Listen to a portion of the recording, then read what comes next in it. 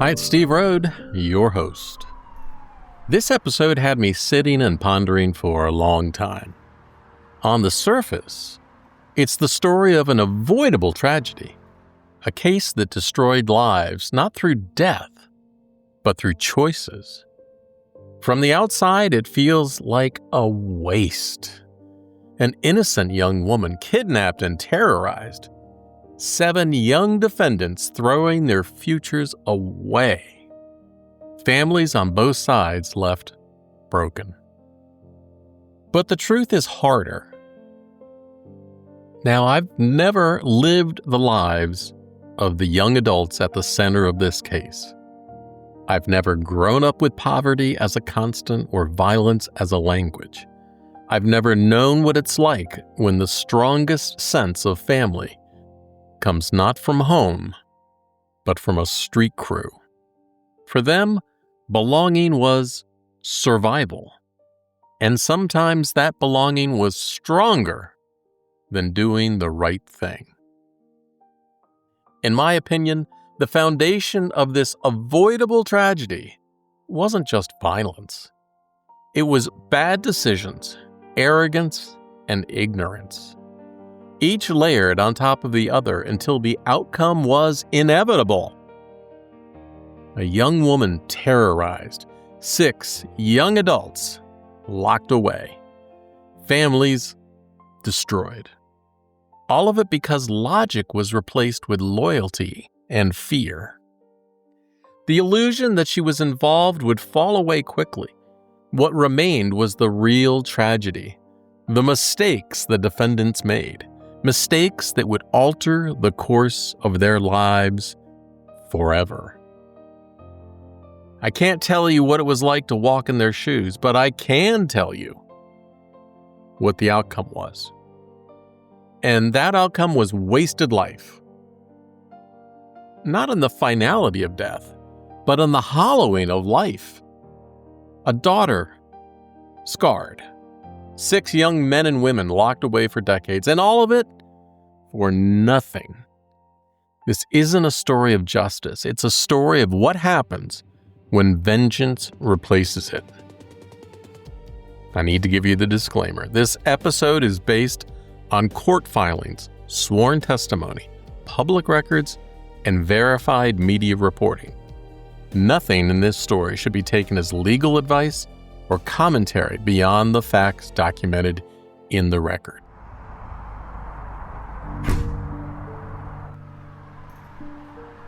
She stayed, and that's where this story begins. She stayed to help, and that choice would change everything. On November 14th, 2021, Cortez Blake was carjacked and beaten. Talia was with him. The record doesn't tell us why, and we don't know if they were longtime friends or new acquaintances. But what we do know is this: she didn't run. She stayed. She helped him to Detroit's Sinai Grace Hospital. It's a sprawling trauma center. She sat under fluorescent lights, the smell of antiseptic heavy in the air, vending machines humming in the background. Hospitals are supposed to mean safety and order and protection. And for a moment, it felt like that. But suspicion was already forming. Blake's crew believed his carjacking couldn't have been random. No. Someone had to have set him up. And because Talia was there when it happened, suspicion twisted toward her. The court record gives no evidence she was involved, no proof, no explanation beyond proximity. If there had been credible evidence, it would be in the filings and the documentation, in the hearings, in the sentencing memos. But it's not there. That evidence was never brought to light, most likely because it didn't exist. Now, I hate to apply logic to an emotional event, but I can't get past this. If Talia had been involved, why would she stay? Why would she help Blake to the hospital? That doesn't make sense. And yet, loyalty and paranoia carried more weight than logic. Talia wasn't mistaken for another woman. She was mistaken for something else: the bait. And in their world, being seen as a traitor was enough to make her the target. And here's the cruel irony. The very man she stayed to help, Cortez Blake, would later become her predator and eventually be sentenced to 198 months in federal prison for what he did to her. In her pocket was a phone, her connection to her mother, and soon it would become her last fragile defense. Every message she typed that night would be both a record and a plea. She thought she was safe under hospital lights, but safety would vanish the moment she accepted a ride home.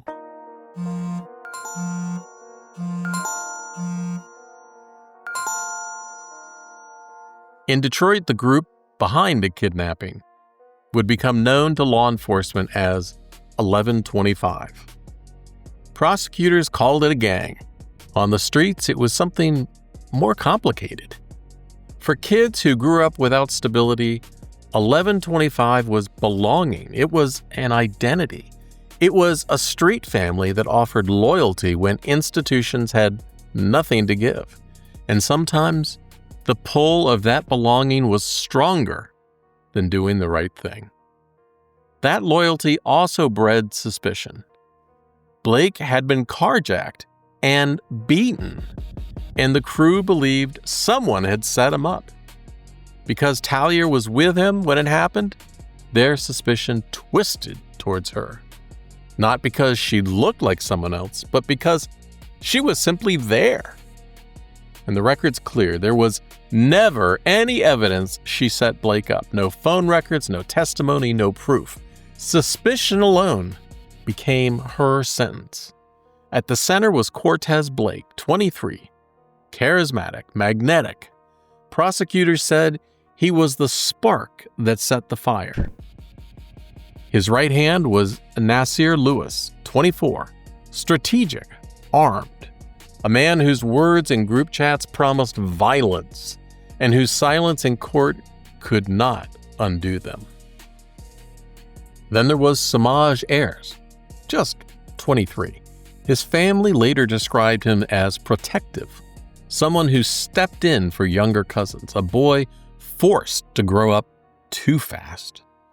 But that night, he demanded answers at gunpoint from a girl who had nothing to confess. Shatonia Kimbrough, 21, carried her own scars. Lawyers would later present proof of trauma and of her efforts at self-improvement. But on that night, she gripped a hospital crutch and used it as a weapon. Maya Green, 24, was the driver. Instead of taking Talia home, she drove her deeper into danger. Armand Williams and Karamo Turner filled out the circle, young, hardened, and swept along by loyalty and fear. All of them convinced themselves of one thing: that Talia had set them up, that she was tied to the theft of Blake's car. She wasn't. She was just there. They believed she was to blame, and when one of them offered her a ride home, she thought the night was finally over. It wasn't.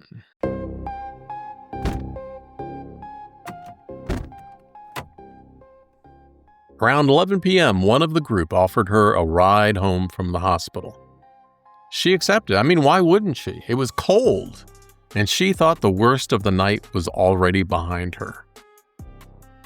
But the crew had already convinced themselves of something else: that Talia was the bait, that she had been the one that set Blake up.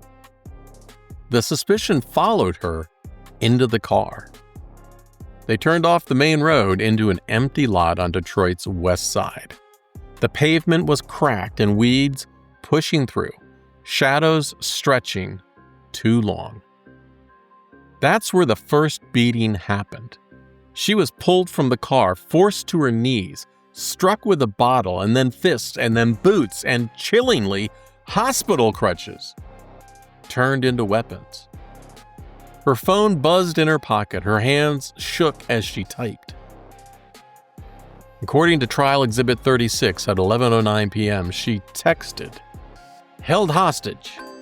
Moments later, "Finna die, probably." And then, "They just beat me with a bottle."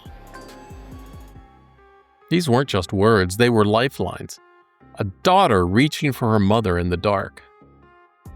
In the hours that followed, Talia was moved between at least 3 locations, including a house controlled by Blake, where she was kept in a back room at gunpoint.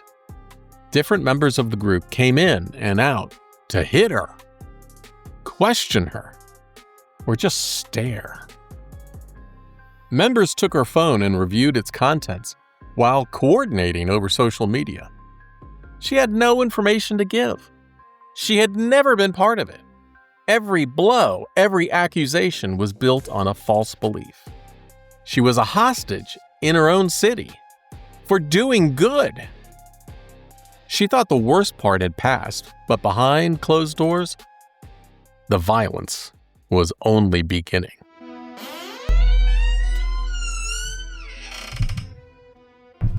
The beatings didn't stop after the empty lot. They drove her to a house controlled by Cortez Blake.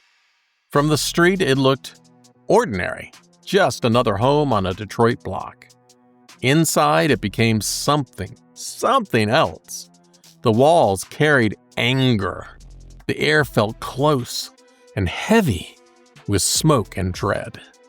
Every sound made her flinch, doors slamming, footsteps creaking, voices colliding in accusation. She was dragged from room to room, not for privacy, but for display. Each new face stared at her like she was prey. She felt the humiliation as much as the pain, and paraded through the house as if her suffering proved their loyalty to one another. Ayers questioned her, demanding names she couldn't give. Prosecutors argued one of the co-conspirators pressed a gun to her head, his voice sharp and insistent, and Shatonia Kimbrough, just 19, dragged her across the floor and swung a hospital crutch at her body. And later in court, her lawyers would hold up program certificates and Bible study records. But that night, those same hands swung a weapon. Green drove her between locations. Instead of delivering her to safety, she delivered her deeper into fear. The driver became the accomplice. And at one point, they forced her to call her mother. She didn't explain, she didn't dare. She only said, "I love you. Please don't wait up." And here's the contradiction. Earlier that night, she had texted in panic, "Held hostage. Finna die, probably. They just beat me with a bottle." So how do we reconcile that with a calm goodbye? I don't know, the record doesn't say. Maybe she was terrified of tipping off her captors, or maybe keeping her mother calm was her last act of control. We can't know, but that contrast? Those fear in her texts against calm in her voice? It makes the moment even harder to sit with. For Talia, each slam of a door, each voice demanding answers, stripped away hope. She wasn't just trapped. She was on display, powerless to stop the cycle she had been pulled into. They could hear she didn't know. What they did next would change the rest of their lives.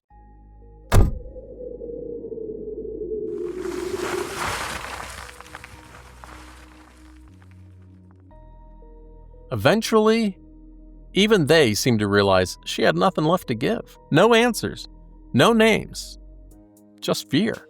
So they abandoned her. It was November in Detroit, the kind of cold that slices through clothing and clings to your breath. They dropped her on the roadside, miles from where the night had begun, bruised, disoriented, and alone.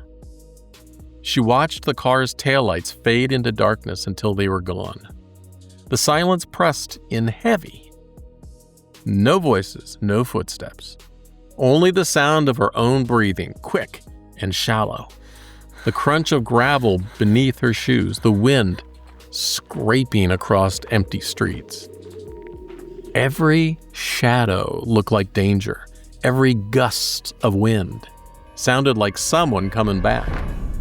The cold gnawed at her body, but the deeper chill was knowing no one was coming to save her.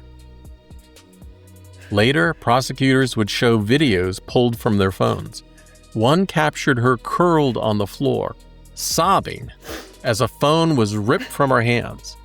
And in the group chat, messages flashed. "We killin' all tonight. IDGAF. Why y'all let her record, though?" In that moment, those words were swagger. I don't give a fuck. But in court, they did. They gave enough to beg for mercy, even enough to bring their families to tears before a judge. The irony was unavoidable. The same kids who typed IDGAF, I don't give a f, later gave everything they had to avoid the law's full weight. For Talia, irony was meaningless. What mattered was the night, the cold, and the silence. Her breath clouding in the air, her heart racing as she prayed she'd live long enough to see daylight. They thought they ended it. Their phones were only getting started.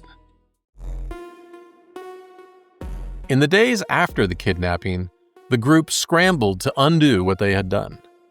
Some tried to wipe phones. Others deleted Instagram accounts, changed usernames, erased contacts. Desperation took the shape of cracked plastic and vanished handles. But it didn't matter. Investigators already had what they needed: screenshots, metadata, the victim's texts, and testimony that placed every person at every location. The digital trail lived on in servers and satellites. Every move they made that night had already been logged. The FBI, the ATF, and Detroit police pieced the night together step by step. By October 2022, indictments were filed and arrests followed. When questioned, each defendant offered a different story. Some said it wasn't their idea. Some blamed gang loyalty. Others claimed they were too high to remember. Every explanation shifted, but none could erase the truth. The illusion that Talia had played a role was gone. By then, the real tragedy was theirs: bad decisions stacked on panic. They tried to erase the night. Investigators were already stitching it back together. The case didn't explode open.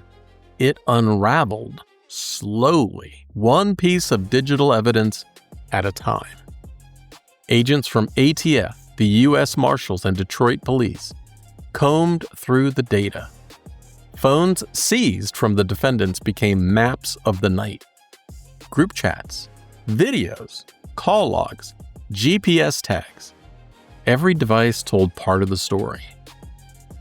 Investigators used digital evidence and metadata to reconstruct the night. Screenshots matched texts. Locations matched timestamps. Block by block, minute by minute, the sequence took shape. Among the most haunting pieces were Talia's own words, preserved in Trial Exhibit 36. "They just robbed us. They just shot Tez. I'm held hostage. I finna die, probably." Typed in fear, preserved forever. I imagine the investigators sitting with those words, hardened by years of violent cases, thinking they could never be surprised again. And still, here it is. Each message a gut punch. Each one a reminder of how raw fear looks when captured in real time. And then came the video evidence. Clips from phones showed her surrounded, voices demanding answers she didn't have. The camera never turned off, and neither did the weight of that evidence. With the map of the night complete, the knocks came before sunrise. U.S. Marshals, open up! On November 3rd, 2022, indictments were unsealed. 4 people were arrested immediately. Others followed. Agents stormed houses in early morning hours, doors splintering under battering rams. Families woke to shouts of "Federal agents!" Federal agents! As loved ones were pulled from bedrooms and led away in cuffs. For neighbors, it was just spectacle. For parents, it was devastation. All 7 faced federal kidnapping charges, violations of 18 U.S.C. 1201A1. Some were also charged with aiding and abetting. Each count carried the possibility of life in prison. The accused? Cortez Blake, 23, convicted at trial. Nasser Lewis, 24, convicted at trial. Ayers, 23, pled guilty. Green, 24, pled guilty. Shatonia Kimbrough, 21, pled guilty. Armand Williams, 22, pled guilty. Turner, 21, acquitted at trial. 6 young lives locked away. 1 walked free, but every single family carried a sentence. Shame, loss, and grief. For Talia, the arrests brought no relief. The bruises, still fresh. The memory, still raw. Justice on paper did not erase what had been done. The arrests closed one chapter, and next came the courtroom, where contradictions collided under oath.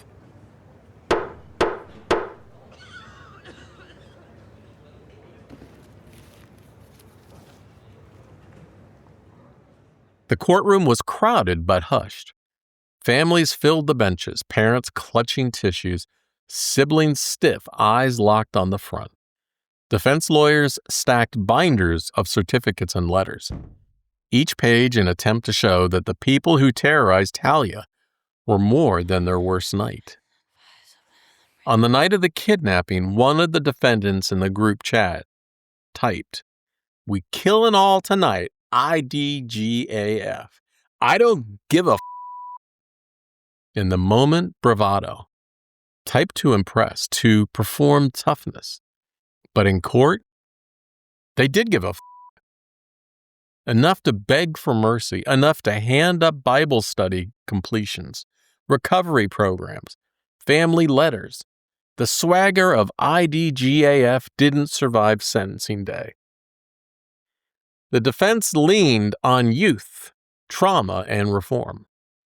Families described the defendants as protective and loyal and loving. They pleaded for leniency, pointing to faith studies and self-improvement as proof of redemption. And here's something I struggle with. I've watched a lot of true crime shows over the years. The First 48 has been one of my favorites.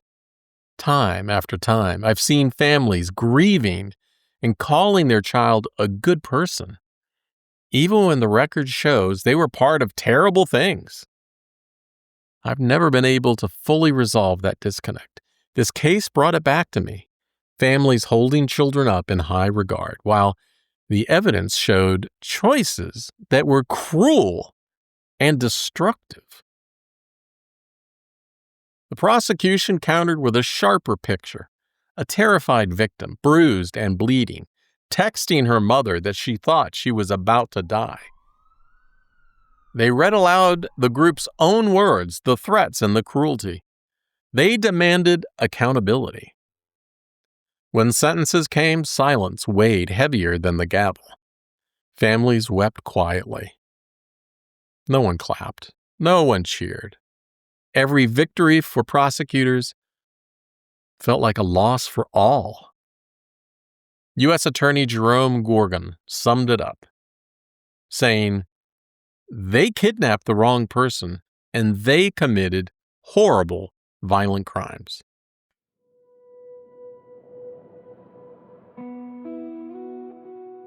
Six of the seven were convicted, 6 lives, altered permanently by a single act of vengeance. Cortez Blake, 198 months, more than 16 years. The man prosecutors called the fire at the center. Family described him as loyal and magnetic, charismatic. Prosecutors called him reckless, destructive. Loyalty misplaced became ruin. Samaj Ayers, 110 months, just over 9 years. His family wrote of a protector, a boy forced into manhood too soon. But in court, he was the one demanding answers at gunpoint. The protector became the interrogator. Shatonia Kimbrough, 96 months, 8 years. 19 years old at the time. Her lawyers presented faith studies, classes, recovery programs. But her reality that night was using a hospital crutch as a weapon. The contradiction hung in the air. Green, 96 months. The driver. Her remorse was noted, but so was her role in driving Talia deeper into fear. Nasser Lewis, convicted at trial, the sentencing is pending. Prosecutors said he was among those who interrogated Talia. His silence in court could not erase the words he once typed in swagger. Armand Williams pled guilty. Sentencing is pending. Family called him funny and loyal, but he was also the man who interrogated her. And Turner, acquitted. Free of this case, but not of his own indictments. His freedom beside their chains became another cruel irony. For some, this wasn't their first charge. For others, it was the first time in a courtroom. But for all of them, the moment they chose vengeance over truth, they became criminals. And here's the cruelest irony. Cortez Blake, the very man Talia helped that night, the one she stayed beside in the hospital, was also the one who led her torment. For that, he was sentenced to 198 months in federal prison. And for Talia, there was no press conferences, no victim impact statement, no sense of victory, just trauma. The kind that lingers long after sentencing memos are filed away. The numbers on paper told one story. The evidence that put them away told another. One that haunted everyone who saw it. The evidence told its own story, fragments typed in haste, filmed without thought, left glowing on seized phones. In a group chat, one message read, "We killin' all tonight, IDGAF." Typed as swagger, but in court it looked like shame. The same people who bragged about not caring came with binders of Bible studies and letters begging for leniency. The distance between those words and their pleas was the distance between bravado and reality. Another message read, "Why y'all let her record?" They filmed the beatings like trophies. They passed the phone, they laughed. But those same phones became the prosecutor's strongest witness. Metadata marked the times, the places, and the pauses. The very tools they used to perform cruelty became the tools that convicted them. For Talia, her phone carried a different weight. In Exhibit 36, she typed, "Held hostage. Finna die probably. They just beat me with a bottle." Each message was a lifeline, a record of fear, a signal to her mother that she was still alive in that moment. Every buzz carried both hope and despair. The defendants thought their videos proved toughness. Prosecutors said they proved guilt. Talia's messages proved something else. The raw, human will to reach out when you think it might be your last chance. Her kindness that night, her mistake, staying to help That became her sentence. And for what?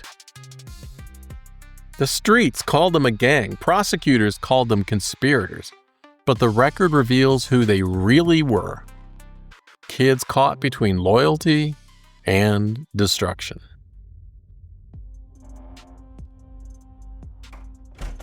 On the streets, they called themselves 1125, a number, a tag. To prosecutors, it was a gang. To defense lawyers, a circle of friends, bound by geography and survival. The truth was complicated. For kids who grew up without stability, 1125 gave identity. It was a belonging, a street family that promised loyalty when institutions had nothing to give. That loyalty could feel stronger than the law, stronger than right and wrong. And that's what made it so terribly dangerous. The record showed violence, indictments, chat logs filled with threats, but sentencing memos described trauma and abandonment. Kimbrough with her courses and studies, Ayers remembered as protective, even as he demanded answers at gunpoint. The contradictions were endless. Federal agents said this case proved a cycle. Violence causing more violence. The U.S. Attorney's Office called it a warning of what happens when street justice replaces the law. Detroit knew that cycle well. Retaliations, mistaken targets, innocent lives paying the price. They weren't soldiers. They weren't mob bosses. They were kids, products of a cycle of poverty, neglect, and vengeance. And on one November night, those cycles came due. Street justice didn't fix anything. It only created new victims. Now we step back to measure the full impact. Victims, the families, and a community scarred by a crime, built on a stupid mistake.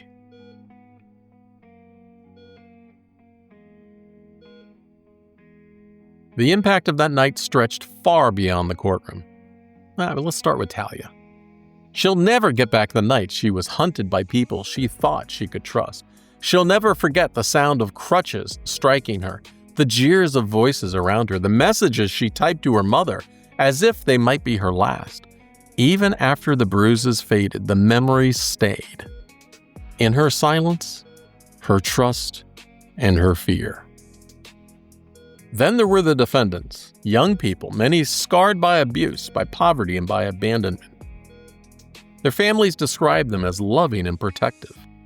Prosecutors showed their words, threats, cruelty, bravado. Both pictures were true. Both existed in the same people. Their families carried the weight too. Parents who drove to hearings, siblings who wrote letters, children now asking where their fathers went. One night of vengeance broke not just one life, but dozens around it. And then the city, Detroit, already worn down by cycles of violence, it bore another scar. As the U.S. Attorney said, this case was a clear example of violence causing more violence. ATF officials called it a warning about what happens when street justice replaces the law. It was proof of what the community already knew. When systems fail, improvisations fill the gap. And those improvisations can destroy lives. This wasn't the first time. In Chicago, a 13-year-old boy was beaten to death, mistaken for a rival gang member. In Baltimore, a young man was kidnapped and killed, wrongly believed he was tied to a shooting. And in New York, a 15-year-old was dragged from a bodega and stabbed to death. His killers realizing too late they had the wrong person. Different cities, same tragedy, mistaken identity. Vengeance over truth. Innocence paying the price. Detroit's case became a perfect example of how quickly loyalty and fear can curdle into tragedy. 7 charged, 6 convicted, 2 guilty of the original carjacking, and 1 innocent young woman who bore the weight of them all. The law handed out numbers, the community carried grief, and the city added another line to its long ledger of loss. Impact isn't the same as justice. Next, we enter the sentencing room to ask what justice really feels like when everyone loses. All rise.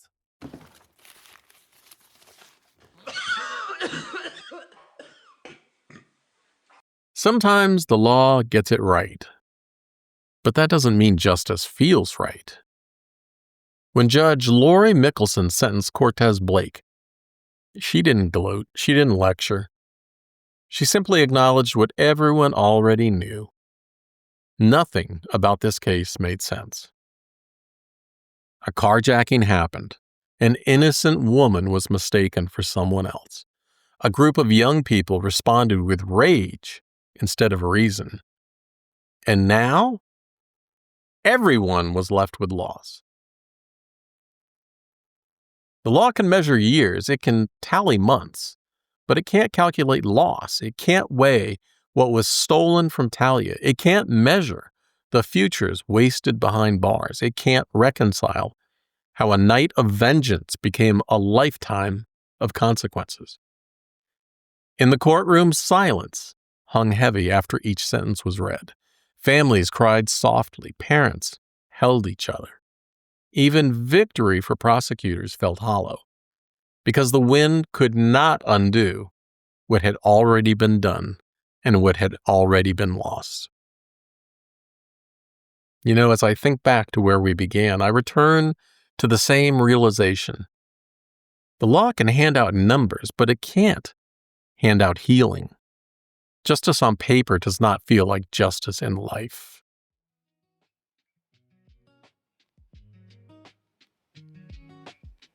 If this episode left you thinking or feeling, I would be so grateful if you leave a 5-star review wherever you're listening to this podcast. It helps others discover the show and tells the platforms that these kinds of stories matter. And if you think I did a good job telling the story, I would especially appreciate a 5-star review on Apple Podcasts. Those reviews help more people find this podcast and bring attention to cases that often go unheard. You can also read the full court documents, see the verified evidence, or sign up for email alerts about future episodes at truecrimeunheard.com.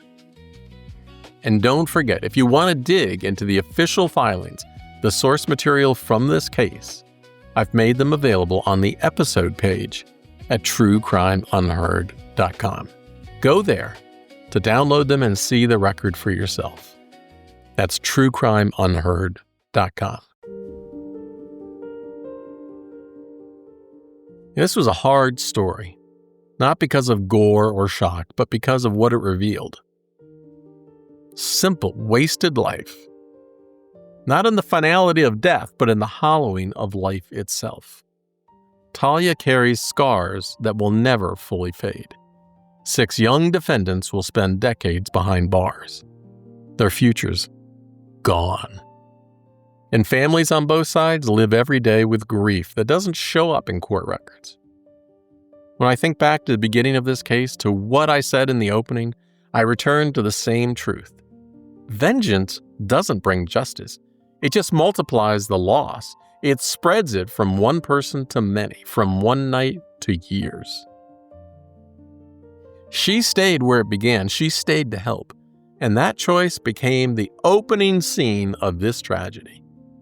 For everyone involved, it's where life as they knew it ended. Next time, I'm going to be covering a serial killer case. One that you might have heard of, but facts you might not have. Until next time, stay safe, stay curious, stay subscribed. I'll see you.